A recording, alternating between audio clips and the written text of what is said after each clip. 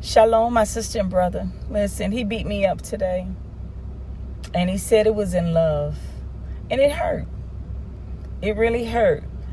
And as I studied his word today, I'm talking about God, our Abba Father. I hope y'all didn't think I was talking about a man or nobody, because I'm not that girl. But anyway, I studied as I thought about the scripture today, and I studied.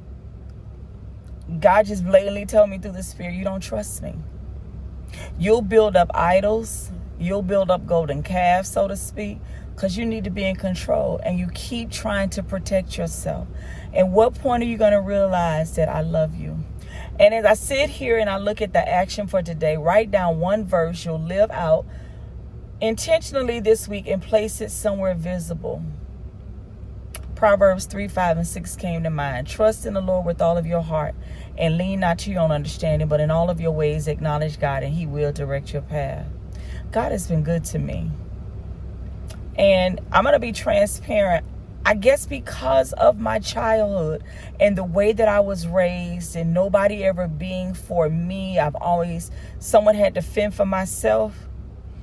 I'm working hard, diligently, and I know we are not supposed to do it because it's Jesus through the Holy Spirit that will deliver us from certain, situations that we face in life. But can I be transparent? To a certain degree, it's hard to let go of control. Because one of the things he also showed me today, you want me to do it your way. God is going to take us from point A to point B, right? But God showed me you want me to get you to point B the way you want me to get there. And I may not take you that way. I may take you through some hardships. I may take you through some tears. I may take you through some disappointments, but it's strengthening you for what I have purposed for you. And until you learn to trust me, you're going to keep striving at trying to get yourself out of situations, trying to protect yourself. At what point will you realize I am your protector? I am your vindicator. I am your way maker. So my sister and brother, I want to ask you today, as you study James 1:22 chapter 1, 22 through 25, and Deuteronomy 28 today, what pricked your heart today? Let's have transparent moments. And I want you to put down in the comment, what pricked your heart today? That is the scripture I'm going to intentionally stand on this week because, that's an area that God has just been really, if I'm honest, he's been dealing with me on. Because my actions, I pray and I trust God, but my mind, my personality is, I guess you'd say an overthinker, and I'm always thinking out, if it goes this way, I can do this. If it goes that way, I can do this. And God keeps trying to say, I need you to let that go. It's like a baby, a baby holding on to a lollipop, right? And you're trying to take it from him because you want to give him something better.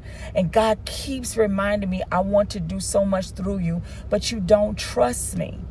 And because of all the hurt, because of all the pain, because of all the disappointment, you won't trust me. You keep putting me in the category of people. They hurt you.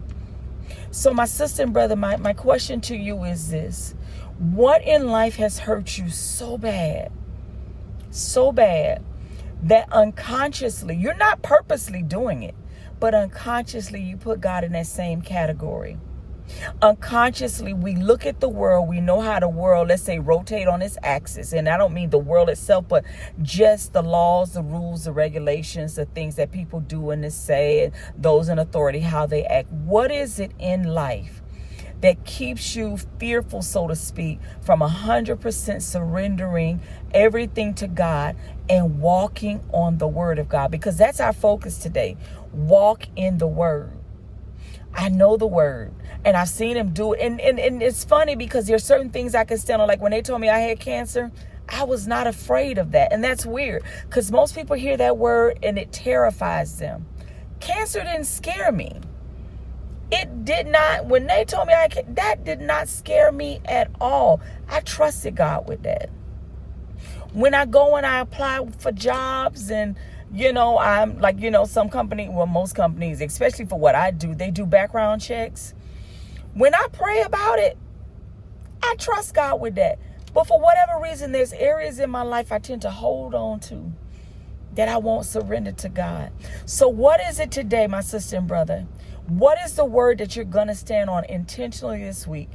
And what is the thing or that you won't fully 100% surrender to God because you're afraid God is not going to do it the way you want? And generally, when we don't surrender something fully to God, it's because in our minds, we've made up how we want God to do it, when we want God to do it, who we want God to use to do it. And then when it doesn't happen that way, we get a little intimidated and frustrated.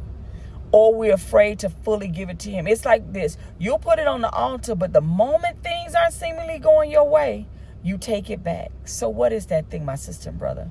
What is it? What is it? What is it? I pray for you, my sister and brother. I pray that you all have had an amazing day. I pray that God blesses you and keeps you. I pray that God makes his face to shine upon you. And I really pray that this study this week that we're embarking on, walking in the word, obedience, and faith, stop focusing on the outcome, that it really blesses you, because I'm going deep. You know, Second Chronicles, First Chronicles was a thing for me, and I really needed that because I do know that God wants to do more in me. I know that God wants to open doors for me, and I know that he can't do what he wants to do in my life because I won't fully trust him. And where he wants to take me, I got to trust him, because if not, I'll lean on my own understanding. I'll look at other people. I'll trust other people and their opinions and what their expertise is. And God doesn't want me to do that. So what has been your thing today? And what is the thing that you're standing on? You all be blessed. Shalom.